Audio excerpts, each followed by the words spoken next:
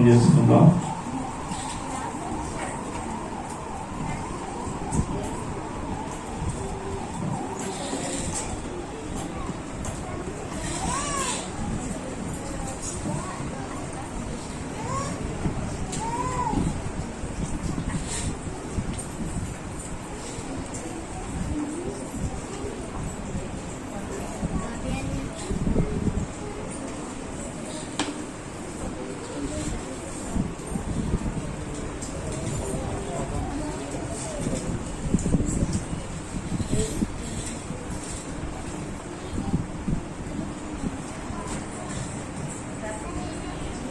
యోబు గ్రంథము 29వ అధ్యాయము 11వ వచనం నుండి మాటలను చదువుదాం. దయచేసి నా బ్యాన్ తీసేయండి.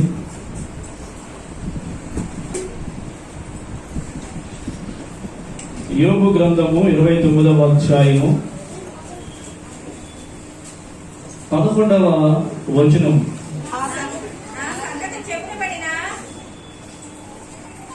నా సంగతి చెవినిబడిన ప్రతి వాడు నన్ను అదృష్టవంతునిగా ఎంచును.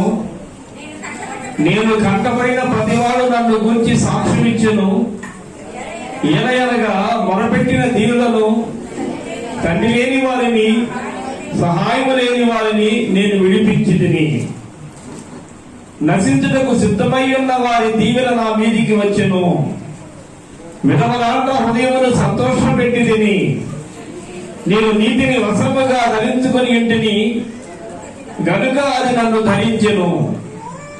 నా న్యాయ ప్రవర్తన నాకు వస్త్రమును పాగాయు ఆయను. గుడ్డి వారికి నేను కన్నునైతిని, గుడ్డి వారికి పాదములైతిని. దరిద్రులకు తండ్రిగా ఉంటిని. ఎరగని వారి వ్యాజ్యమును నేను శ్రద్ధగా విచారించి తిని. 17వ వచనం. దుర్మార్గుల దవడ పళ్లను ఓడగొట్టి తిని. వారి పళ్లలో నుండి దోపుడు సొమ్మును లాగివేసి తిని. మహాగణుడా, సర్వశక్తి మిక్కిలి కనికరము గల మా తండ్రి, నీ పరిశుద్ధ పాదములకు వందనాలు, కృతజ్ఞతాస్తుతులు చెల్లిస్తున్నాను. శుక్రవారం, శనివారం పగలు, శనివారం రాత్రి చక్కటి సిద్ధపాటు కూడికల్లో మాతో ఉండి మమ్మల్ని ఎంతగానో బలపరిచారు. అందుని బట్టి నీకు స్తోత్రం.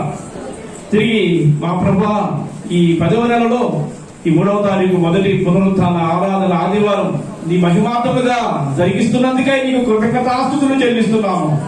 వచ్చిన బిడ్డలందరినీ మీరు దర్శిస్తున్నారు. ప్రతి ఒక్కరిని మీరు అభిషేకిస్తున్నారు. ప్రతి ఒక్కరితో కూడా మీరు మాట్లాడుతున్నారు. ప్రతి ఒక్కరి అంతరంగములను సరిచేస్తున్న దేవా నీకే కృతజ్ఞతాస్తుతులు చెల్లిస్తున్నాను.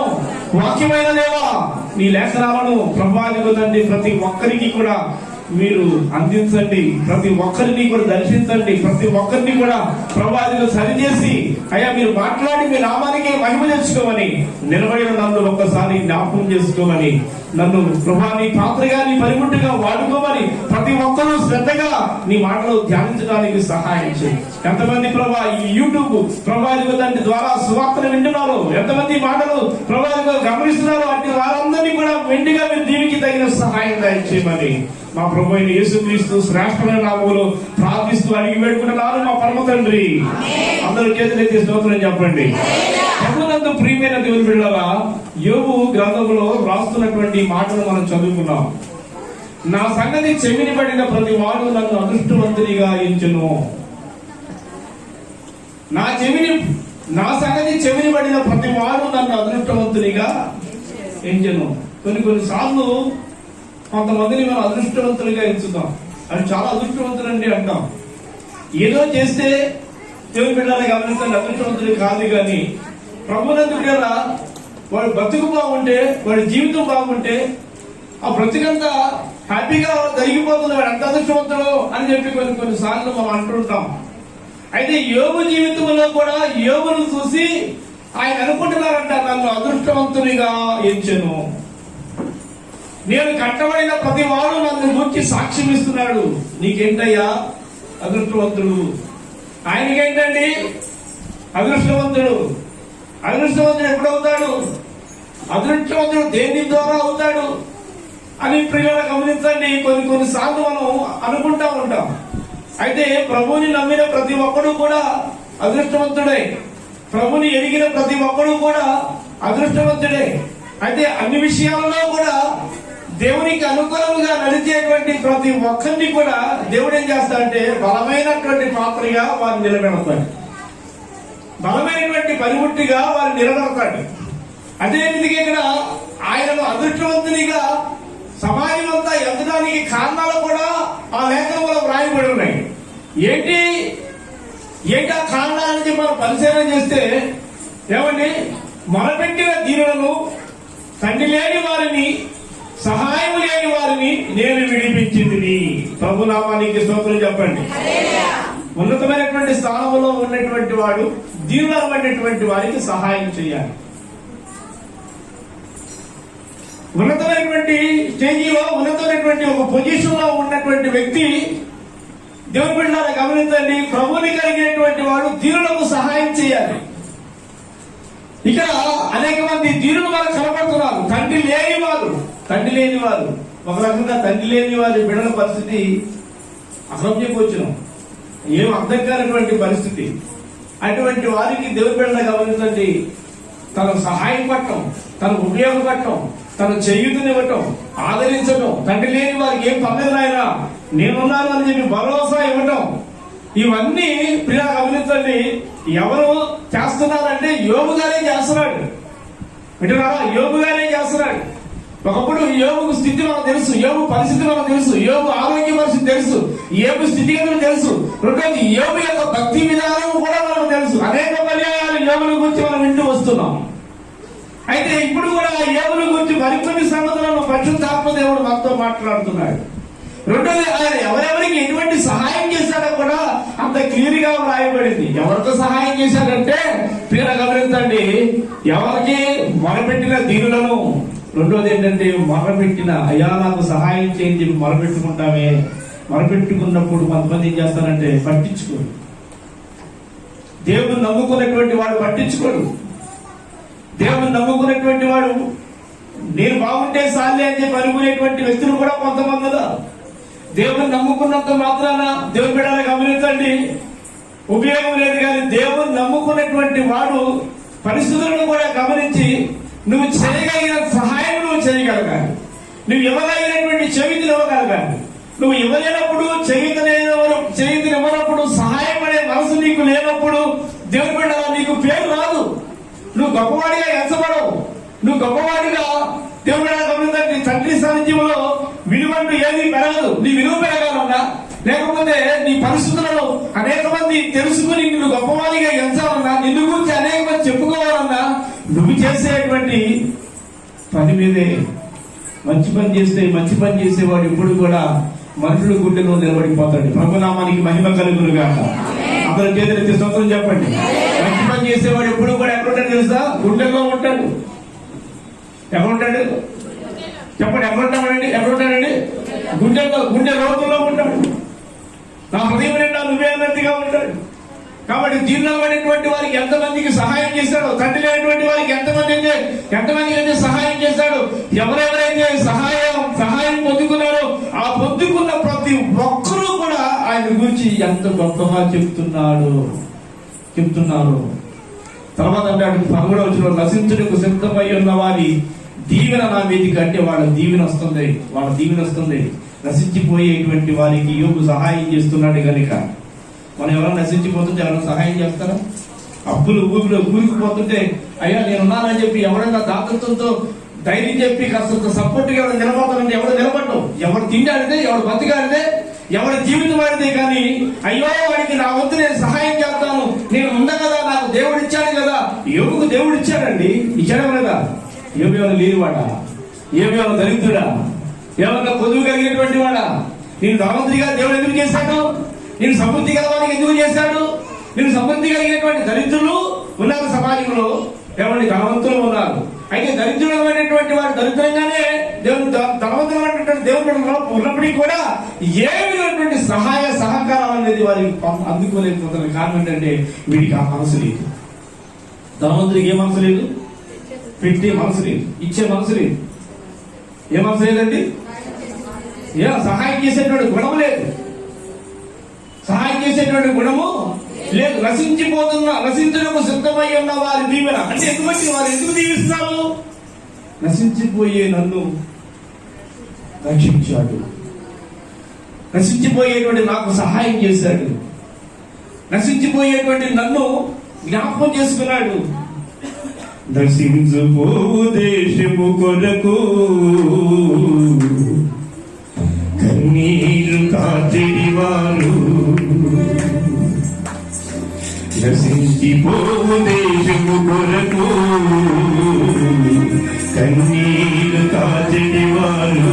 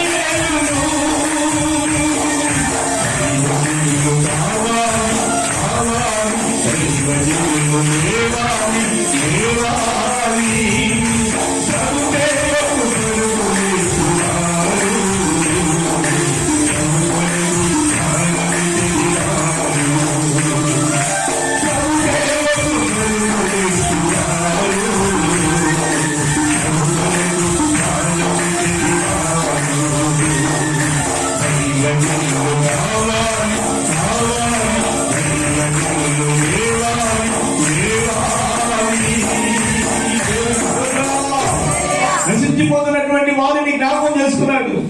తండ్రి లేని వారిని జ్ఞాపకం చేసుకున్నాడు. ఏమంటే మరపెట్టేటువంటి వారిని జ్ఞాపకం చేసుకున్నాడు. అయితే ఇటువంటి వారందరినీ కూడా జ్ఞాపకం చేసుకునేటువంటి వాడు నిజమైన క్రైస్తవుడు, నిజంగా ప్రభువుని విశ్వసించి మార్పు నుండి ఎవరి ప్రభువు చేసేటువంటి క్రియలు, ప్రభువు చేసేటువంటి పనులు చేసేటువంటి వాడు ఎవడో వాడే దేవుని నామానికి మహిమ కలుగును గాక. ఏమండి అటువంటి వారి సంగతి చెవిన పడిన ప్రతి వాడు నిజంగా అదృష్టవంతుడండి అంటారా?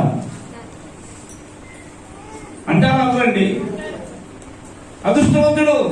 ఎందుకు అదృష్టవంతుడయ్యాడు? ఎవరెవరైతే నశించిపోతున్నటువంటి వారి దీవెన, నశించిపోతున్నటువంటి వారు దీవిస్తారు. అంటే నశించిపోయే స్థితిలో ఉన్నటువంటి వారిని ఏం చేశారంటే నశించిపోకుండా వారికి చేయగలిగినటువంటి సహాయం చేశాడు కనుక చేసిన దాన్ని బట్టి నువ్వు చిరకాలము క్షేమంగా ఉంటావయ్యా, నువ్వు చిరకాలము నువ్వు బాగుంటావయ్యా, నీలాంటి వాడు బ్రతకాలయ్యా, నీలాంటి వాడు బాగుండాలయ్యా, నువ్వు అందరికి ఉపయోగపడేటువంటి వ్యక్తివయ్యా. రెండోది ఎవరెవరికి ఉపయోగపడుతున్నాడో కూడా చాలా క్లియర్ గా ప్రతి విషయంలో కూడా యోగుల గురించి రాయబడింది. అక్కడ సంగతి కింద అంటాడు కదా, విధవరాండ్ర హృదయమును సంతోషం పెట్టి తీవి. ఏమండి విధవరాండ్ర హృదయమును సంతోషం పెట్టింది అంటే విధవరాండ్రమైనటువంటి వారి హృదయమును, విధవరాండ్రకి భర్తలేడు. జమున మనకి స్తోత్రం చెప్పండి. విధవరాండ్ర యొక్క స్థితి, విధవరాండ్ర యొక్క పరిస్థితి, విధవరాండ్ర యొక్క స్థితిగతులు అగమ్యగోచరం. వర్ణించలేం ఆ బాధను. ప్రియమిత్రులు ఆ బాధ మర్చిపోయేటట్టుగా వాళ్ళకు చేయగలిగినటువంటి సహాయం, వాళ్ళకి ఇవ్వగలిగినంత చేయుతును యోబు అందించాడు. యోబు అందించిన దాన్ని బట్టి వారందరూ కూడా ఏంటంటే సంతోషం. ఏమంటే ఎంత గొప్ప సంతోషమో పిల్లలా. ప్రభువు నమ్ముకున్నటువంటి బిడ్డల ద్వారా విధవరాండ్ర సంతోషపడాలి. విధవరాండ్ర కూడా నీకు చేయగలిగినటువంటి సహాయం చేయాలి. నీ దగ్గర ఉంది కదా, కలిగిన వాడు చేయాలి, కలిగిన వాడు పెట్టాలి. రెండోది ప్రభునందు ప్రియులు గమనించండి. ప్రతి సంవత్సరం ఈ మధ్య కాలంలో గత 2-3 సంవత్సరాలుగా మనం ట్రూ క్రిస్మస్ ఆ టైంలో కానీ, లేకపోతే క్రిస్మస్ టైంలో కానీ, జనవరి టైంలో కానీ కొంతమంది వ్యక్తులకు నూతన వస్త్రాలు అనేది ఆ పండుగ దినాల్లో ఇస్తున్నారు. ఎవరు ఇస్తున్నారంటే మనకు తెలిసినటువంటి వ్యక్తి, మన దగ్గరికి మన సంఘానికి కంటిన్యూగా వచ్చేటువంటి వ్యక్తి కాదు, కానీ మనతో ప్రార్థన చేయించుకున్నది. మన ప్రార్థన అంటే చాలా ఇష్టం. రెండోది, నేను ప్రతి వారం మీ కుటుంబాలు ఎలా విజిట్ చేస్తానో అదే రీతిగా ప్రతి వారం నేను ఆ ఇంటికి వెళ్ళి ప్రార్థన చేస్తాను. మన ప్రార్థన మీద అంత గురి నమ్మకం. ఎందుకంటే వారి జీవితంలో దేవుడు ఎన్నో మేలు చేశాడంటే నేను చేసిన ప్రార్థన బట్టి. అందుకనే ఆ చేసేటువంటి మేలు బట్టి దేవుడు ఏం చేశాడంటే వాళ్ళని లేపాడు, వాళ్ళ హృదయాల్లో మార్పునిచ్చాడు. ప్రతి సంవత్సరం ఏంటంటే సంఘంలో నా వంతు నేను కొంత ఖర్చు పెట్టి కొంతమందికి బట్టలు ఇవ్వాలనేటువంటి ప్రేరేపణ ప్రియగమనితండి వాళ్ళకి కలిగింది. రెండోది, ఇక బట్టలు ఇవ్వాలనుకుంటే ఒక రకంగా చెప్పాలంటే ఆమె ఎవరో ఇష్టమైనటువంటి పిలుచుకు ఇచ్చేయచ్చు. ఆమె పేరు కోసం, ప్రభునామానికి స్తోత్రం. కానీ ఆమె ఏం చేస్తుంటే తీసుకుని వచ్చి సంఘంలో పెట్టి సంఘంలో ప్రార్థన చేయించి ఆమె ఉంటుండగా లేక కొన్నిసార్లు ఆమె లేని టైంలో కూడా ఏంటంటే మీరు ఇచ్చేయండి పాస్టర్ గారు. దేవుడు ఆమెకి ఇచ్చాడు. దేవుడు ఏం చేస్తుంది? దేవునికి ఏం చేస్తుంది? దేవుని పేరట విధవరాండాలు పడేవాడు, లేకపోతే పేదవాళ్ళు, కొనుక్కునేటువంటి స్తోమత లేని వాళ్ళు. ఎవరిని ప్రభుత్వం గమనించండి, కొంత చేయగలిగినంత చేయుత, ఇవ్వగలిగినంత సహాయం.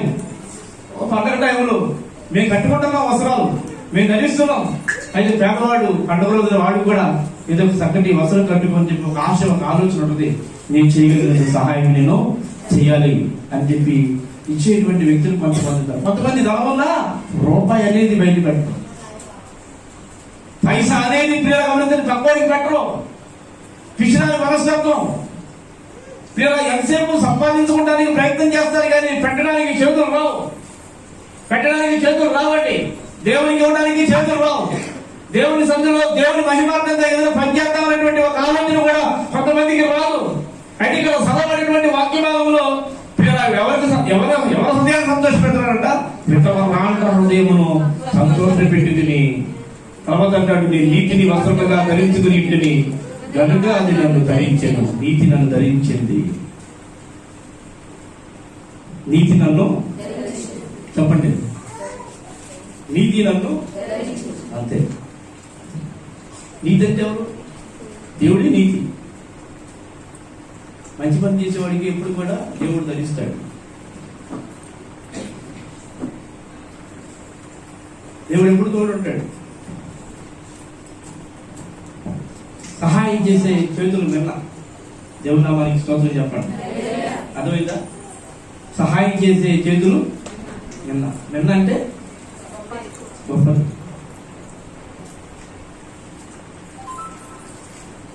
తీసుకునే చేతులు కంటే సహాయం చేసే మనసు రావడం చాలా గొప్పది. కాబట్టి చదవబడినటువంటి వాక్య భాగంలో ఇంకొక మాట మీకు నేను జ్ఞాపకం చేస్తాను. 15వ వచనంలో గుడ్డి వారికి నేను కన్నులైతిని. గుడ్డి వారికి అంటే ఏంటి? కాపాడనటువంటి వాడికి కూడా చికిత్స చేయించాడు. కళ్ళుకి తేడా వచ్చింది, కళ్ళకు దెబ్బ వచ్చింది, కళ్ళు కనపడతాడు. ఇప్పుడు అతను ఎవరు చూస్తాడు? ఇప్పుడు ఎవరిని బట్టి చూస్తున్నాడు? ఎవరిని బట్టి చూస్తున్నాడు? ఎవరిని బట్టి? యోగుని బట్టి చూస్తున్నాడు. ఎవరిని బట్టి చూస్తున్నాడు? అయ్యా నా కళ్ళు పోయి, కళ్ళు కనపడుతున్నా, కళ్ళకు మసుకు వచ్చేసింది. కానీ టైంలో నా బాధ నేను చెప్పుకున్నాను. నా బాధను చెప్పుకోగానే నేను పరాయి వాడిని అయినప్పుడు కూడా నన్ను ప్రేమించి నన్ను హాస్పిటల్ తీసుకుని వెళ్ళి నాకు మందులు ఇప్పించి డాక్టర్ ఫీజు కట్టి నా కంటికి ఆపరేషన్ చేయించి ఈ రోజు నేను చూడగలిగినటువంటి ఆ గొప్ప భాగ్యం ఎవరి వల్ల? చెప్పండి, ఎవరి వల్ల? అందుకే అన్నాడు అక్కడ ఏమన్నాడంటే, గుడ్డివారికి నేను కన్నునైతిని, కుంటివారికి పాదమునైతిని, దరిద్రులకు చెప్పండి తండ్రిగా ఉంటిని. తర్వాత అంటాడు కదా, ఎరుగని వారి వ్యాజ్యమును నేను శ్రద్ధగా విచారించి తిని. ఎరుగని వారి వ్యాజ్యం. ఎరుగని వారి వ్యాజ్యం అంటే తనకు తెలియదు, తనకు తెలియనటువంటి వారి గొడవల్లో కూడా మనం ఏం చేస్తాం? మనం తెలిసినటువంటి వారిని గురించి మనం ఆలోచిస్తాం. కొన్నిసార్లు మనం తెలిసిన వారిని కూడా పక్క చూసేస్తాం. ఎవరికపోతే మనకి ఎట్లే, నేను నా కుటుంబం బాగుండాలి, నేను నా కుటుంబం బాగుండాలి. ఎవడంటే పోతే నాకేంటే పక్కింటోడే, మన సంఘంలో మన విశ్వాసే, మన సంఘంలో మన మనిషే. నీకు తెలుసు, తెల్లవారేసి నీతో పాటు కలిసి సంఘానికి వచ్చేది. ఆ సంఘానికి వచ్చేటువంటి ఆ వ్యక్తి ఒక సమస్యలో ఉంటే ప్రభునందు కొన్నిసార్లు ఆ వ్యక్తిని పట్టించుకో. కానీ ఇక్కడ యోగులో ఉన్నటువంటి స్పెషాలిటీ, గొప్పతనం ఏంటంటే ఎరుగని వారిని కూడా ఉన్నారా? ఎవరినండి? అర్థమైందా మీకు? ఎరుగని వారి వ్యాజ్యమును, ఎరుగని వారి సమస్యను శ్రద్ధగా విచారించి తిని. ఎవరైనా సమస్యలో ఉన్నారా? ఎవరైనా సమస్యలో ఉన్నారా?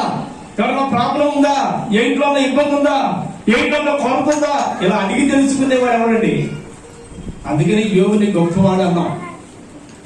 అందుకనే యోగు హీరో అన్నాం. అన్నింటిలో కూడా ఒక దాంట్లో కాదు, ప్రతి విషయంలో కూడా, అన్ని విషయంలో కూడా ఆయన గొప్పవాడే. అన్ని విషయాల్లో కూడా చెప్పుకోదగినటువంటి వాడు. ఏ విషయంలో కూడా చెప్పుకోదగని వాడు కాదు, ప్రతి విషయంలో కూడా చెప్పుకోదగిన వాడు యోబు. యోబు భక్తిలో అలా ఉన్నాడు, యోబు సహాయం చేయడంలో అలాగే ఉన్నాడు. విధవరాండ్ల విషయంలో కానీ, తండ్రి లేని వారి విషయంలో కావచ్చు, ఎరుగని వారి విషయంలో కూడా. కాబట్టి విచారించడం అంటే అడిగి, వాళ్ళ పరిస్థితి ఏంటి, నీ పరిస్థితి ఏంటమ్మా, అయ్యా నువ్వు ఎవరమయ్యా నన్ను విచారిస్తున్నావేంటి అనుకుంటారేమో అన్నట్టుగా కాకపోకుండా నీ ప్రాబ్లం నుండి చెప్పమ్మా, నీ సమస్య నుండి చెప్పమ్మా, నేను చేయగలిగినంత వరకు నేను చేస్తాను, నేను చేయగలిగినంత వరకు నేను చేస్తాను. ఎందుకు అంత దిగాలుగా ఉన్నావు, ఏంటి అంత బాధగా ఉన్నావు? చుట్టరికం అవసరంలా, బంధుత్వం అవసరంలా, పరిచయం లేకపోవడం అవసరంలా. నీ పరిస్థితి ప్రియాలు గమనించినటువంటి యోబు ఏ విధముగా స్పందిస్తూ, ఏ విధముగా వాళ్ళను విచారిస్తూ తెలుసుకుని మరి ఏం చేస్తారంటే వారి కష్టంలో పాలు పంచుకుంటున్నారు.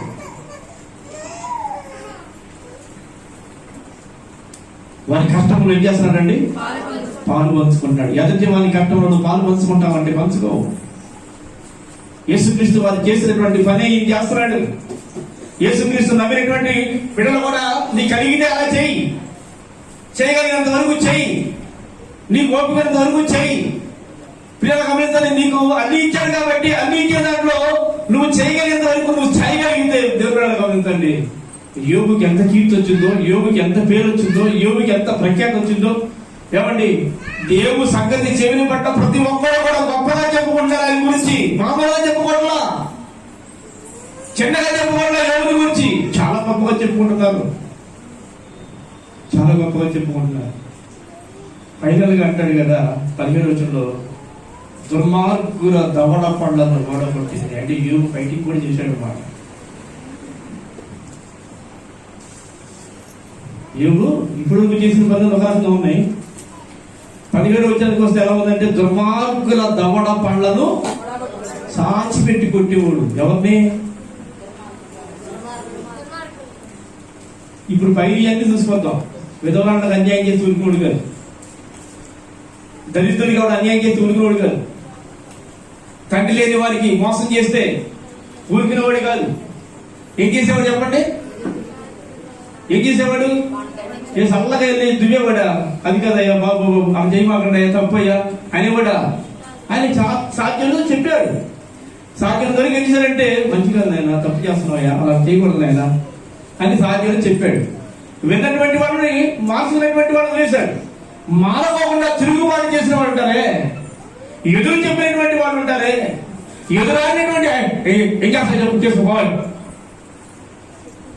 నీకు సత్వా, ఈ మొసమ్మ నీకేమైనా బంధువా, లేక నీ తండ్రి లేదు నీ పిల్లోడు, నీకు తెలిసిన వాడా, లేక నీ తమ్ముడు కొడిగా, లేకపోతే నీ అమ్మ కొడిగా, లేదా నీ కొడిగా, ఆమె నేనే తిరిగేది అన్యాయం చేస్తాను, నా ఇష్టం వచ్చి నేను చేస్తాను, నా ఇష్టం వచ్చి చేస్తాను అడగాలి అని చెప్పి యోగులు ప్రశ్నించిన ప్రతి ఒక్కరిని దవడ నాగి పెట్టి కొడితే ఏం కొడిపోయి అంట?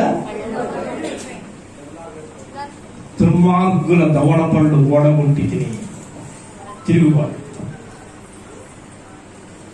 అన్యాయం చేస్తుంటే మనం కూడా ఏం చేయాలి చెప్పండి? తిరగబడాలి. ఎవరి మీద? ఎవరి మీద చెప్పండి? ఎవరి మీద తిరగబడాలి? అన్యాయం చేసినటువంటి వారి మీద తిరుగుబాటు చేయాలి. అది అన్యాయం అని తెలిసినప్పుడు నువ్వు మౌనంగా ఉండకూడదు, మంచిగా చెప్పు. యేసు ప్రభు కూడా ఏం చేయమన్నాడు? చెప్తే వింటే ఓకే, వినకపోతే రక్తం వాడు అన్నాడు. ప్రభునామానికి స్తోత్రం. వింటే ఓకే, వినకపోతే ఏమన్నాడు ఆయన? రక్తం వాడు, రక్తాన్ని ఉపయోగించు. దేవుని బిడ్డలారా గమనించండి, యోబు చరిత్రలో చాలా చాలా చాలా మార్పులు ఉన్నాయి. చాలా ఏమంటే విచిత్రమైనటువంటి సంఘటనలు కూడా ఆయన చేశాడు. ఆయన ఫైట్ చేశాడు, ఆయన తిరుగుబాటు చేశాడు. యోబు అంటే చాలా మంది ఇంతవరకు ఏంటంటే ఆయన చాలా సాఫ్ట్ మనిషి, చాలా భక్తి చేశాడు, చాలా తన పిల్లలు, తన భార్య, తన కుటుంబం చాలా ఇంతవరకు ఇది తప్పు నుంచి. రెండోది నీతిమంతులు, యథార్థవంతులు, దేవుణ్ణి ఈ విషయంలో ఎప్పుడు కూడా ఏ తప్పు ఏ పాపం చేయనివాడు ఇంతవరకే తెలుసు. కానీ యోబు గమనించండి, సహాయం చేశాడని కొంతమంది తెలియదు. యోబు దళితుల విషయంలో కానీ, అలాగే విధవాన విషయంలో కానీ, తండ్రి లేని వారి విషయంలో కానీ, ఏమంటే ఎరుగని వారి విషయంలో కానీ, అందరి విషయంలో కూడా సహాయం చేసి, రెండోది వారిని ఎవరన్నా బాధ పెట్టాలని ప్రయత్నం చేసే వాళ్ళ దగ్గరికి వెళ్ళి వారి దవడ పళ్ళు కొట్టేవాడని, కొట్టేవాడని చాలా మంది తెలియదు. తెలుసా? యోబు ఫైట్ చేస్తానన్నా మీకు తెలుసా? ఇప్పుడే అంటావా? ఇదే ఫస్ట్ టైం అంటాం. కొన్ని విషయాలు ఆయా సందర్భాలను బట్టి దేవాది దేవుడు మాట్లాడుతూ ఉంటాడు. చరిత్ర మొత్తం తెలుసుకుంటాం, అంత తెలియదు. ఆయా సందర్భాన్ని బట్టి దేవుడు ఏం చేస్తాడంటే వాటిని మనకి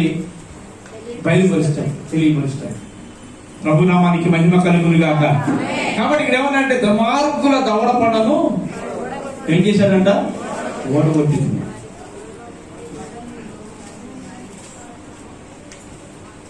అన్యాయం చేస్తే ఏం చేస్తాం? పట్టకుండా ఏం చేస్తాం? అయ్యా పాస్టర్ గారు, మనం దేవుని నమ్ముకున్నాను, గొడవకి వెళ్ళొచ్చా? యోబు కూడా దేవుని నమ్ముకున్నాడుగా. మామూలుగా సామరస్యంగా ముందు చెప్పాడు. ఎవరు విన్నప్పుడు ఏం చేస్తారు? విన్నప్పుడు ఏం చేస్తారండి? ఏంటంటే దేవుని నమ్ముకున్నాడు అంత ఆవేశం ఉండొచ్చా? దేవుని నమ్ముకున్నాడు అంత పాపం ఉండొచ్చు? అది నెట్టకొడిచినట్టండి, అది నెట్టకొడిచినట్టు చెప్పాలండి సాధ్యత వరకు అని చెప్పి ఊరుకుంటుంటావా? మరి ఎందుకు యోబు ఊరుకోలేదు? కానీ ఎందుకు యోబు ఊరుకోరా? యోబు వాక్యం తెలీదా? యోబు భక్తి తెలీదా? యోబు ప్రార్థన లేదా? అసలు యోబు దేవుడు అంటే తెలియదా? అని తెలుసు కదా. మరి యోబు ఎందుకు ఆవేశపడి కొట్టాడు అంటే దుర్మార్గుని పట్టాలి.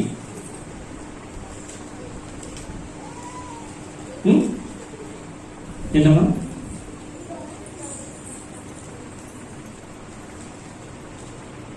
బైబిల్ గ్రంథంలో యోబు ఫైట్ చేసినట్టుగా, మనం లాగి పెట్టి కొట్టినట్టుగా అంత వీరిగా చరిత్ర వాక్యం మాట్లాడుతున్నాం. మాతో కొట్టాడు. ఒక అమ్మాయి రోడ్డు మీద నిలబడి ఉన్నాయి. ఈలోపు ఒక అమ్మాయి దగ్గరికి కూడా వచ్చాడు. అసభ్యంగా ప్రవర్తిస్తున్నాడు, అమ్మాయిని ఇబ్బంది పెడుతున్నాడు. అది ఒక పెద్ద ఆయన చూసి, ఏంటయ్యా పిల్లలు ఇబ్బంది పెడుతున్నావు అన్నాడు. అక్కడోడు అన్నాడు, నీ కూతురేం కాదుగా, లేక నీ చెల్లేం కాదుగా, మైండ్ యువర్ బిజినెస్ అన్నాడు. ఏమన్నాడు? మైండ్ యువర్, నీ పనులు చూసుకో. మైండ్ యువర్ బిజినెస్ అంటే ఏంటి? నీ పని నువ్వు చూసుకున్నాడు. అప్పుడు ఈయనేమన్నా తెలుసా? దిస్ ఈజ్ మై బిజినెస్ అని లాగి లోపల కొట్టాడు.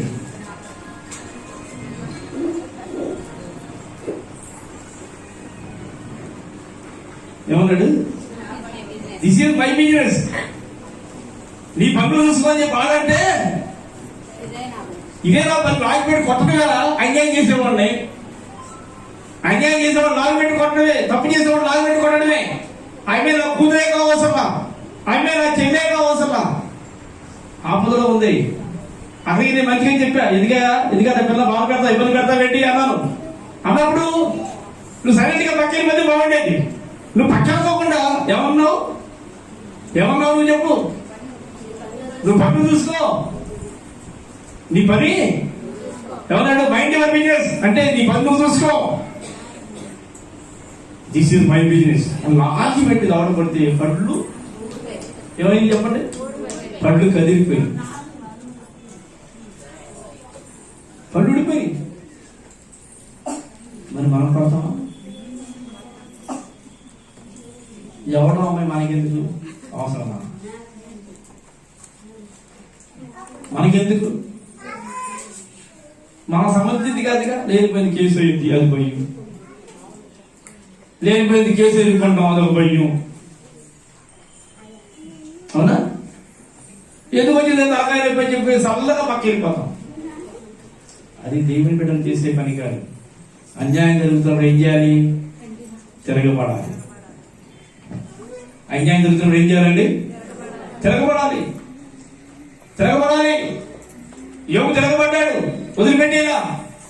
అన్యాయం జరుగుతున్న ప్రతి చోట తిరగబడ్డాడు. ఎవరెవరైతే దుర్మార్గం పనులు చేస్తారో దుర్మార్గుల పంటలు ఏం చేశాడో ఓడగొట్టాడు. వారి పంటల నుండి దోపుడు సొమ్మును లాగేశాడట. దోసుకున్న వారు సొమ్ము అంటే అన్యాయంగా నీ ఇల్లు దోచేసాడు అనుకో, ఎంతమంది ఉన్నారు అలా దోసేసేవాళ్ళు? కొంపలు పువ్వులు చేసేవాళ్ళు, కొంపలు దోసేసేవాళ్ళు ఉన్నారు. ఆ ఇంటికి సరైన కాగితాలు లేవు అనుకో, ఏం చేస్తావు? దోసేయటమే. అమ్మా ఆ ఇంటికి సరైన కాగితాలు లేవు, సరైన ఆధారాలు లేవు, సరైన ఎవిడెన్స్ లేవు. లేనప్పుడు ఏం చేస్తామంటే దాన్ని కబ్జా చేసేస్తాం, ఆ స్థలం ఆక్రమించేస్తాం, ఆక్యుపై చేస్తాం. మనం చేసేసి వాళ్ళ అన్యాయంగా వాళ్ళని ఏం చేస్తాం? ముంచేస్తాం. నీకు ధనబలం ఉంది, హంగు బలం ఉంది, కన్న బలం ఉంది, అధికార బలం ఉంది. ఈ బలాన్ని బట్టి ఏం చేస్తామంటే ఒక పేదవాడిని, ఒక లేనివాడిని ఏదో దాదాసుకున్నాడు, ఏదో అలాగే బ్రతుకుతున్నాడు, అలా కూడా బ్రతకలేకపోకుండా దుర్మార్గం పని చేస్తే దవడం పగలగొట్టాలా? ఏం చేయాలా? ఏం చేయాలండి? దేవుడి నిన్ను ఉన్నతమైన స్థానం ఎందుకు తెలుసా? అన్యాయం చేసి వాడు దవడ పళ్ళు పడకూడదానికి. నేను గొప్ప స్థాయిలో ఉంచాడు. ఈ రోజు నాకు వెతుకు తింటున్నాం, నలుగురికి సహాయపడుతున్నాం, నలుగురికి సహాయపడేటట్టు చేశాడు అన్నప్పుడు, అలాంటప్పుడు నీ ఉన్నతమైనటువంటి స్థితిని బట్టి నీ దేవుడి నామానికి మహిమ కలగాలంటే, మహిమ రావాలంటే అన్యాయం చేసే ప్రతి ఒక్కడు దవడ ఏం చేయాలి? పగలగొట్టు.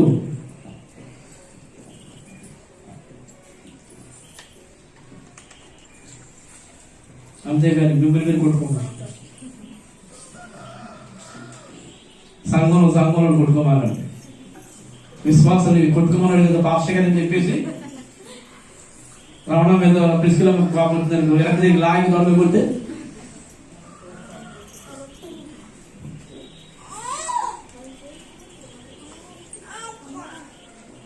కాకపోతే కొట్టేసుకుంటారా?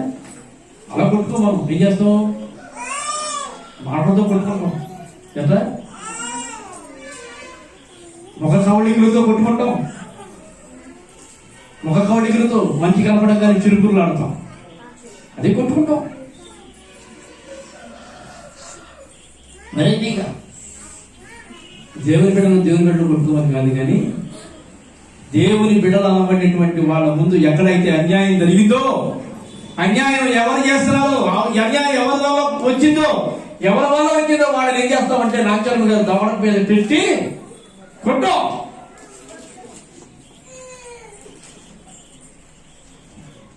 అది మేము చూస్తుంది, నేను చెప్పలా.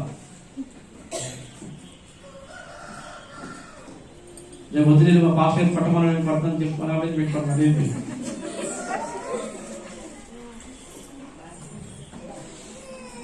ఏమా మాట చెప్తాను, మనం కూడా కొన్నిసార్లు మౌనంగా ఉండకూడదు. కొన్నిసార్లు తిరుగుబాటు చేయాల్సినటువంటి సమయం వచ్చినప్పుడు తిరుగుబాటు చేయాలి. తిరుగుబాటు కొన్నిసార్లు మనం కూడా ఏం చేయాలండి? చేయాలి. అందుకే నేను 2 తిమోతి 2:7 మాట్లాడతాడు, నేను చెప్పు మాటలు ఆలోచించుకున్నాను, అన్ని విషయములందు ప్రభువు నీకు వివేకం అనుగ్రహించును గాక. అంటే ఏ సమయంలో ఎలా నడుచుకోవాలో ఆ వివేకము ప్రభు అయిన దేవుడే నీకు అనుగ్రహించును గాక. దేవునికి స్తోత్రం చెప్పండి. ఎవరితో చెప్తున్నాడు ఈ మాట? చెప్పండి, ఎవరితో చెప్తున్నాడు? అపోస్తలుడైన పౌలు తిమోతితో చెప్తున్నాడు, నేను చెప్పు మాటలు ఆలోచించుకున్నాము, అన్ని విషయముల యందు ప్రభువు నీకు వివేకం అనుగ్రహించును గాక. అన్ని విషయములందు ప్రభువు నీకు వివేకమును అనుగ్రహించును. అంటే అన్ని విషయములో ఏ సమయంలో ఎలా నడుచుకోవాలో, ఏ సమయంలో ఎలా మాట్లాడాలో, ఏ సమయంలో ఎవరి మీద తిరుగుబాటు చేయాలో, అంటే అన్ని విషయముల యందు ప్రభువు నీకు వివేకం అనుగ్రహించును గాక. దేవుని నామానికి స్తోత్రం చెప్పండి. ఈ విషయంలో కూలుగా ఉండు, ఆ విషయంలో కావుండు, దవడ మీద కొట్టు. మంచి చేసేసాక మంచిగా ఉండు. నీకు తిరుగుబాటు అంటే నీకు కాదు, దేవునికి అన్యాయముగా ప్రజలను మోసం చేసి, విధవరాలను మోసం చేసి, తండ్రి లేని వారిని మోసం చేసి, దరిద్రులను మోసం చేసి, నీ ఇష్టమైనట్టుగా నువ్వు నడుస్తున్నప్పుడు, అది నీకు కంటబడినప్పుడు, అది తప్పని తెలిసినప్పుడు నువ్వేం చేయాలంటే చూస్తూ ఊరుకుంటున్నాడు, లాగి దవడ మీద కొట్టు. లాగి దవడ మీద కొట్టు. చిన్న మాట చెప్తాను, చెప్పమంటారా? అరే నువ్వు అన్యాయం చేస్తే నరకానికి పోతావరా అని చెప్పాలి, నువ్వు మోసం చేస్తే నరకానికి పోతావరా అని చెప్పాలి, అందుకే నీ లాగి దొడ పెట్టుకుంటున్నావా అని చెప్పాలి.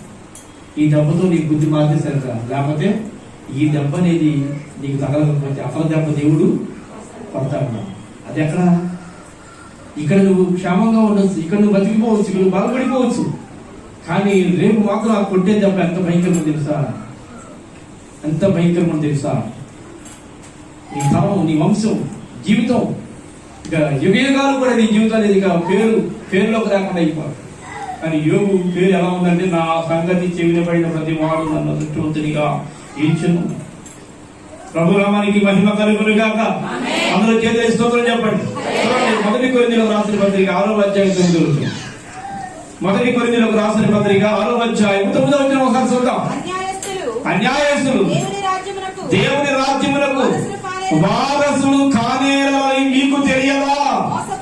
అమ్మా వినండి, చాలు. అందరూ ఈ మాట చెప్పండి. అన్యాయస్తులు, అందరూ చెప్పండి. అన్యాయస్తులు, గట్టిగా. అన్యాయస్తులు దేవుని రాజ్యములకు వారసులు కానేరని మీకు తెలియదా? అవునా? మీకు తెలియదా? నువ్వు నమ్ముకున్నావుగా నన్ను, నీకు తెలియదా? అన్యాయం చేసేవాడు పరిస్థితి ఎలా ఉండదు, అన్యాయం చేసేవాడి జీవితం ఎలా ఉండదు, అన్యాయం చేసేవాడు బ్రతికి ఎలా ఉంటుంది నీకు తెలియదా? తెలిసి కూడా ఎందుకు అన్యాయం చేస్తున్నావు?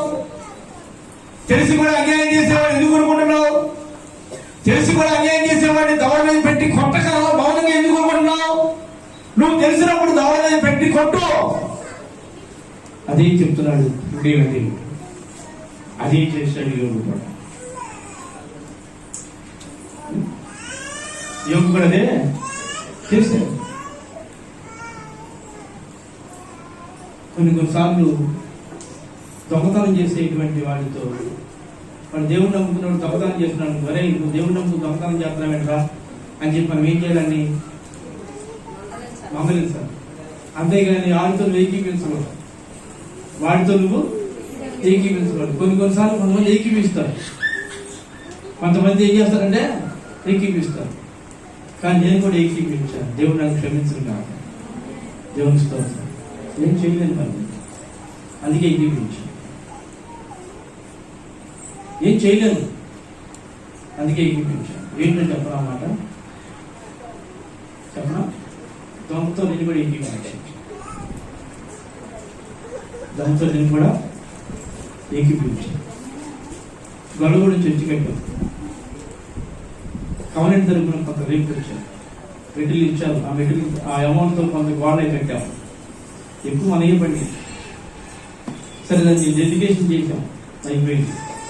అయిపోయిన తర్వాత అప్పుడు కరోనా టైంలో కవనెంట్ తరపున కొంత రైస్ డిస్ట్రిబ్యూట్ చేస్తూ ఉన్నాను. రైస్ ఆ ప్రాంతం వాళ్ళకి, ఆ గ్రామంలో ఉన్న ప్రజలకి రైస్ ఇద్దామండి, 30 మందికి అంటే 30 ఇళ్ళకి 30 కట్టలు బియ్యం ఇద్దామండి అని చెప్పి నాకు పైనుంచి ఇన్ఫర్మేషన్ వచ్చింది. సరే అన్నానన్న ఉద్దేశం చేసి నేను కూడా ఓకే అన్నాను. ఓకే అన్నాను, వినండి దయచేసి. ఓకే అన్నాను. ఓకే అన్న తర్వాత వాళ్ళు శాంక్షన్ చేశారు. 30 రైస్ కట్టలు వచ్చినాయి. రైస్ కట్ట వచ్చిన తర్వాత ఒక రైస్ కట్టలో ఇంటింటికి తీసుకెళ్లి ఇంటి ముందు కట్ట పెట్టి ఫోటో తీయమన్నారు. ఇంటి ముందు కట్ట పెట్టి ఫోటో తీయమన్నారు. ఇంటి ముందు కట్ట పెట్టి ఫోటో తీసాము. వినండి. అలాగే గొల్లగూడలో కూడా అక్కడ ఎక్కువ అంజీలు, అక్కడ కూడా ఏంటంటే మనం కాస్త తెలిసిన ఉన్నారు కాబట్టి ఆమెను బట్టి అమ్మ మీకు రైస్ ఇస్తారంట కాబట్టి మీ ఇంటి ముందు కట్ట పెట్టి ఫోటో తీసుకుంటారు, అది రైస్ అది ఇస్తున్నారు కాబట్టి అంటే సార్ 10 తీసుకున్నాను. వాళ్ళ ఇంటి ముందు కట్ట పెట్టి ఆ ఇంటి ఆవిడ ఆ కట్ట ముందు నుంచే పెట్టి ఫోటో తీశారు. తర్వాత రెండోది చర్చి కాడి నుంచి ఆ ఇంటికి కట్ట ముందుకొని పోయినట్టుగా ఒక కట్ట బొదా తీసుకుని వెంటనే ఒక ఫోటో తీశారు. ఈ ఫోటోలన్నీ కూడా ఆ ఫోన్లో దాన్ని ఏం చేశారని దాచిపెట్టారు. తర్వాత ఈ కట్టలన్నీ తీసుకొచ్చి మళ్ళీ చర్చలు చేశారు. చర్చిలో పెద్ద సాఫ్ వేశారు. సాఫ్ వేసిన తర్వాత సాఫ్ మీద కొన్ని కట్టలు గోడ తీసి బియ్యం పోసేశారు. అందరినీ రమ్మన్నారు జనాలందరూ. ఒక్కొక్కడికి 3 కేజీలు 4 కేజీలు మొత్తానికి రైస్ ఇచ్చారు. ఆ రైస్ ఇచ్చినటువంటి దాంట్లో మొత్తం ఊరు మొత్తం పంచగా దేవుని బిడ్డలు 30 కట్టల్లో 10 కట్టలు అయ్యి ఇంకా ఏం చేశారంటే 20 కట్టలు వ్యాన్ చేసుకెళ్తారు.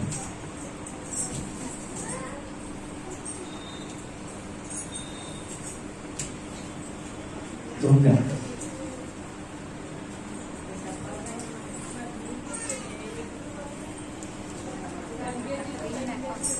అసలు లెక్క ప్రకారం వాళ్ళు ఇవ్వాల్సింది కట్ట 3 కేజీ 4 కేజీలు కాదు కుటుంబానికి. మనిషి కట్టివ్వాలి లెక్క ప్రకారం వాళ్ళ దృష్టిలో కట్టించినట్టే. మధ్యలో ఉండడం చూసారా దొంగలు. నేను కంప్లైంట్ ఇవ్వాలి. ఎవరికి ఇవ్వాలి కంప్లైంట్ ఇవ్వాలి? పైవాళ్ళ కంప్లైంట్ ఇవ్వాలి.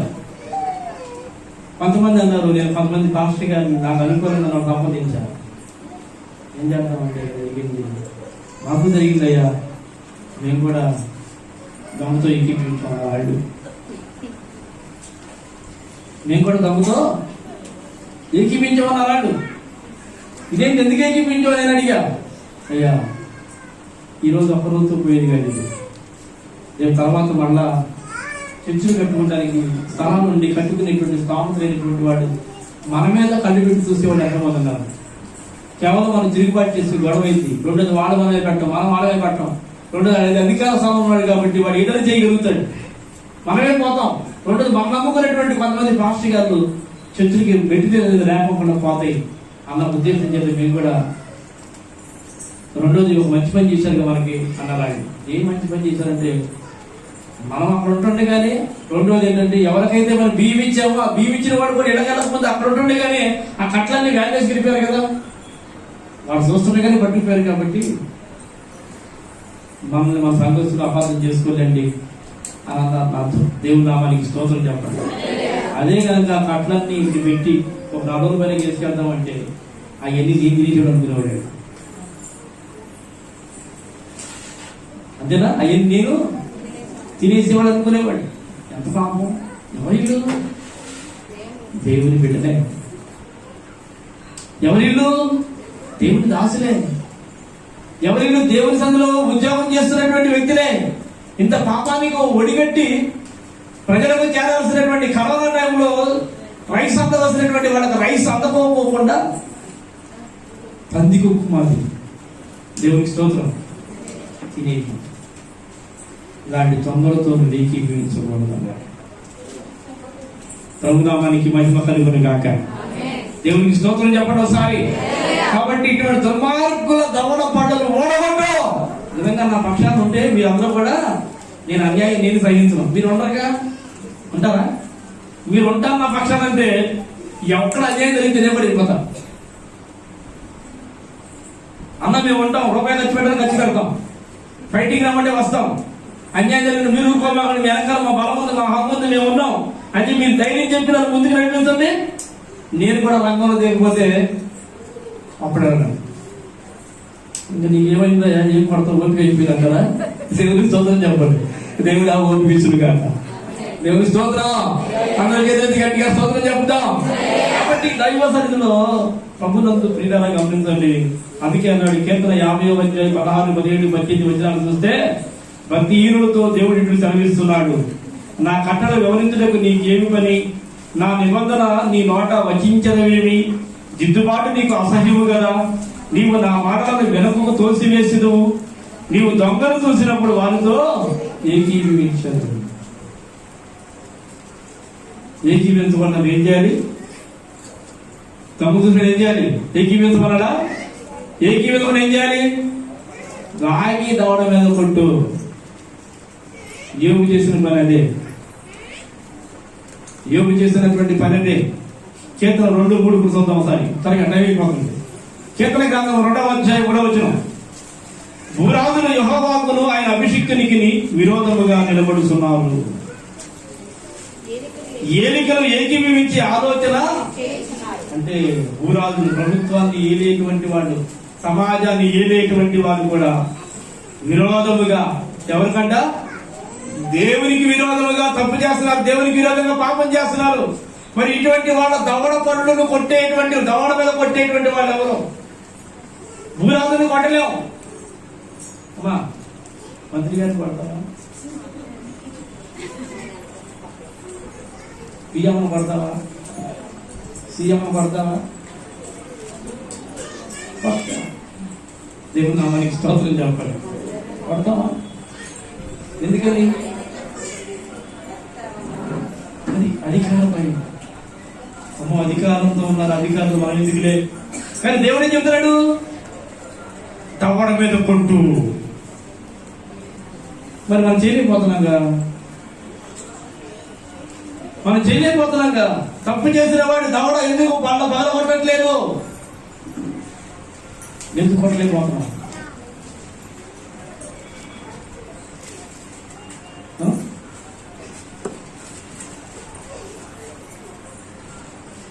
యేసుక్రీస్తు ప్రభు వారి విషయంలో స్వార్థ చెప్పడానికి అధికారులను ఎదిరించి దేవుని మాటలు చెప్పారంట. అంటే వాళ్ళతో వాదవాడి గొడవపడి స్వార్థ చెప్పడానికి వాళ్ళు ముందుకెళ్ళారు.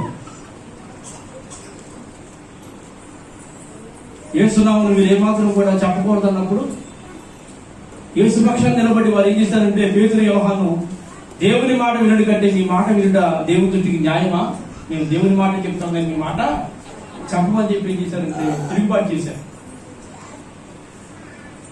చేశారు. అంతేగాని సైలెంట్ గా కాముకి అందరికి వచ్చేలా వచ్చేలా. మనం కూడా కొన్ని సందర్భాలు ఏం చేయాలంటే తెలుగుని ప్రదక్షించాలి. సందర్భాన్ని బట్టి మనం కూడా కొన్నిసార్లు తిరుగుబాటు చేయాలి. అంతేగాని సైలెంట్ గా కాము కూర్చున్నాం అనుకోండి, అన్యాయం వల్ల ఏమైపోతుందంటే పెట్టరేగిపోతుంది. అలా పెట్టరేగిపోకుండా ఉండాలంటే నువ్వు ఏం చేస్తూ ఉండాలి? దాన్ని అప్పుడప్పుడు గద్దించాలి, అవసరమైతే దవడ మీద పెట్టి కొట్టాలి. ఉదాహరణకి ఒక పాస్టర్గా ఉండి ఒక మాట చెప్తానండి, ఒక పాస్టర్గా వినండి అమ్మా, ఒక పాస్టర్గా నువ్వు ఉన్నావు, ఒక పాస్టర్గా నువ్వు ఉండి అయ్యా నీవు లేక నీ భార్య బస్ స్టాండ్లోకి వెళ్ళి బస్సు ఎక్కడానికి ప్రయత్నం చేస్తున్నారు. ఇక బస్సు రాల, ఈ లోపు ఎవడో వచ్చి నీ భార్య చేసి పట్టుకున్నాడు. నువ్వు ప్రార్థన చేసేవాడుగా, దేవుడు నమ్ముకున్నాడుగా, దేవుడు చూసుకుంటాడులే, అయ్యా నీకు మారు మనసు వస్తుంది కాక నా భార్య పట్టుకున్నావు, అది నీకు పాపం తగులుతురా, వదిలేరా బాబు అని చెప్పి పట్టావా? లేకపోతే నాకు పెట్టి పట్టావా?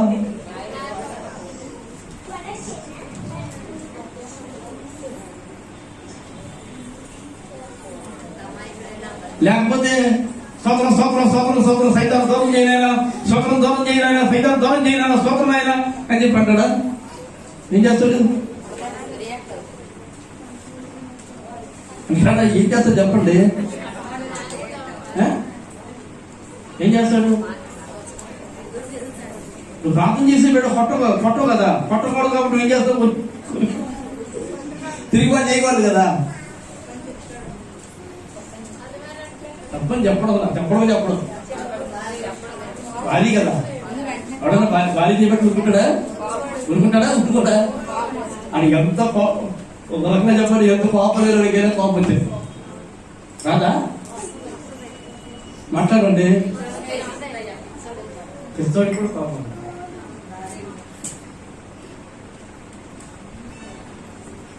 నువ్వు దేవుడు పాస్టర్ గారివే అవసరంలా, ఒక విశ్వాసమైనా ఎవరైనా సరే నువ్వు దేవుడు నమ్ముకున్నావు, దేవుడు వాక్యం నీకు పూర్తిగా తెలుసు, అయినప్పటికీ నేను ఎవరైనా డిస్టర్బ్ చేస్తే, నీ భార్యను డిస్టర్బ్ చేస్తే ఊరుకో.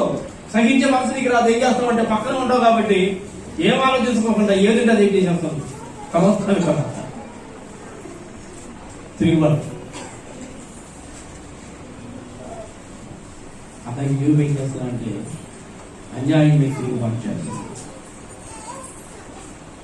ఏమండి నేను మార్చి ముగిస్తాను. సంస్కారం నా తనలో పేరు ఉంటుంది కదా, ప్రార్థన చేసేవాడు నీ తనలో పేరు కొడుతున్నప్పుడు, తల వదులుతున్నప్పుడు ప్రార్థన చేసి ప్రభా తల మీద బాధపడుతున్నాయినా, గోక్కలేకపోతున్నాయినా, దాన్ని చంపేనైనా, అది దాన్ని తీసేయనైనా అని చెప్పి ప్రార్థన చేస్తావా? నీ చెయ్యి సైలెంట్గా ఉంటుందా? ప్రార్థన చేస్తుంది ఎవరు ప్రార్థన చేస్తుంది? చెయ్యి సైలెంట్గా ఉంటుందా? ఎక్కడ పడుతుందో ఎక్కడ చదువుకుంటుందో ఏం చేస్తుంది? చెయ్యాలి వెళ్ళిపోతుంది. అది ఏం చేస్తుంది? వెళ్ళిపోతుంది. వెళ్ళిపోతుంది కదా, పేరు చేతిలోకి గోకు పక్కనే నీ గోరులోకి వచ్చాను, గోరు ఉంటే. లేకపోతే గోరులోకి రాబోయే దాన్ని వెతికి వెతికి చంపుతావు. అవునా? నీ తల్లో ఉన్నటువంటి పేరుని ప్రేమించచ్చు కదా. నీ తల్లో ఉన్న పేరుని ప్రేమించచ్చు కదా. నీ తల్లో ఉన్నదండి, నీ తల్లో ఉన్న ప్రేమించు. నన్ను తిరుగుబాటు చేయడం జరిగి, నన్ను కొట్టడం జరిగింది, తప్పుడు జరిగింది. కానీ ఏంటంటే అది గనక పుడితే ఊరుకో, ఏం చేస్తాం? తిరుగుబాటు చేస్తాం. పిచ్చుక మీద బ్రహ్మాస్త్రం, అది ఎంత ఇంతనే. కానీ దాని మీద తిరుగుబాటు చేస్తావే, మరి అన్యాయం జరిగిన తిరుగుబాటు చేయాలి. పిల్లలు పెడతారు, పేరు పిల్లలు పెడతా, అందుకే పెంచుకుంటారు. దాని వల్ల ఉపయోగం ఒకసారి పేరు వల్ల మరిటి వల్ల ఉపయోగం ఉంది, అందుకే పేరు భరిస్తారు అంటున్నారు. దేవున్నా మనకి ఇష్టం చెప్పు. అదే ఒక పేరు ప్రభునామానికి మహిమ కలుగునుగా. ఒక పేరునే సహించలేదు. అన్యాయాన్ని ఎలా సహిస్తున్నా? దేవుని నమ్ముతుంది. అన్యాయం చేసే వాళ్ళ దవడ పళ్ళ మీద పెట్టి పట్టుకోకుండా ఎందుకు మౌనం కోరుకుంటున్నావు? ఏమో మహాభక్తుడే ఆయన. తిరుగుబాటు చేసే టైంలో ఆయన ఏం చేశాడు చెప్పండి? తిరుగుబాటు చేసే టైంలో ఆయన ఏం చేశాడు? తిరుగుబాటు చేశాడు. మహాభక్తులైనప్పటికీ కూడా తిరుగుబాటు చేయాల్సిన సమయం వచ్చినప్పుడు తిరుగుబాటు చేశాడు. మేలు చేసే సమయంలో మేలు చేశాడు. విధవరాళ్లకు సహాయం చేశాడు. కంటి లేని వారికి సహాయం చేశాడు. గుడ్డి లేని వారికి, కన్ను లేని వారికి కన్నులయ్యాడు. అలా కాళ్ళు లేనటువంటి వారికి కాళ్ళు అయ్యాడు. దేవుని నామానికి స్తోత్రం చెప్పండి. అన్యాయం చేసేటువంటి వారి దవడ పళ్ళను ఓడగొట్టాడు. The great hero. అన్ని రకాల సమపాళ్ళు ఉన్నాయి ఆయనలో, అన్ని రకాల మసాలా ఉన్నాయి. దేవునికి స్తోత్రం చెప్తాం. ప్రభునందుని ప్రియులారా, అందరూ కూడా మనం గమనించాలి. బైబిల్ గ్రంథంలో తిరుగుబాటు చేసినటువంటి వాడు అహాబు మీద ఏలియా తిరుగుబాటు చేశాడు. దేవుని నమ్ముకున్నాడు. తిరుగుబాటు ఎందుకు? తిరుగుబాటు చేశాడు చేయలేదా? అహాబు మీద ఏలియా తిరుగుబాటు చేశాడు. హేరోదు మీద యోహాను తిరుగుబాటు చేశాడు. అన్యాయం, అన్యాయం, అన్యాయం. హేరోదు మీద ఏం చేశాడు? ఎవరు? యోహాను తిరుగుబాటు చేశాడు. రోమా ప్రభుత్వం మీద పౌలు తిరుగుబాటు చేశాడు. ప్రభునామానికి స్తోత్రం. మౌనంగా గాజులు వేసి కూర్చోరా, మౌనంగా గాజులు వేసి కూర్చోరా. వాళ్ళు సమయం వచ్చినప్పుడు వాళ్ళు ఏం చేశారు? తిరుగుబాటు. కాదు, తిరుగుబాటు చేసినట్టు పాపాత్ముడు కాదు. సందర్భాన్ని బట్టి తిరుగుబాటు చేసేది అన్యాయమైన తిరుగుబాటు. అర్థమైంది? అన్యాయము లేదా తిరుగుబాటు చెయ్యి. కాబట్టి దేవుని బిడ్డలని గమనించండి. ఈరోజు మనం నేర్చుకున్న మాటలో, విన్న మాటలో ఒకటే సమయానుకూలంగా మనం ఏం చేయాలంట? ఆయా సందర్భాలను బట్టి మన అందుకేమన్నాడు తిమోతిలో విషయముల తిమోతి నేను చెప్పు మాటలు ఆలోచించగలము, అన్ని విషయములందు ప్రభువు నీకు వివేకము. ఏంటంటే అన్ని విషయములందు వివేకము అంటే ఎవరితో ఎప్పుడు ఎలా నడుచుకోవాలో, ఏ సందర్భంలో ఎలా ప్రవర్తించాలో ఆ వివేకం, ఆ తెలివి నీకు అనుగ్రహించును. ఆ ప్రకారంగానే మనం ముందుకు కొనసాగాలి. అన్యాయం అనేది మన కళ్ళ ముందు జరగనివ్వకూడదు. ఇతరులకు నువ్వు చేయగలిగిన సహాయం నువ్వు చెయ్యాలి. దేవుని బిడ్డలారా, అప్పుడే నీ సంగతి చెవినబడిన ప్రతి వాడు కూడా నిన్ను గొప్పగా ఎంచుకుంటాడు. రెండోది అదృష్టవంతుడుగా అని చెప్పి నీ గురించి చెప్పుకుంటాడు. అట్టి చెప్పుకోగలిగినటువంటి భక్తి మనము కలిగి ముందు కొనసాగుదముగాక. అందరూ చేతులెత్తి స్తోత్రం చెప్పండి. పరమ తండ్రి దేవుడు తన మాటలను అందరి హృదయాల్లో నింపబడి ఫలించబడును గాక. అందరూ కూడా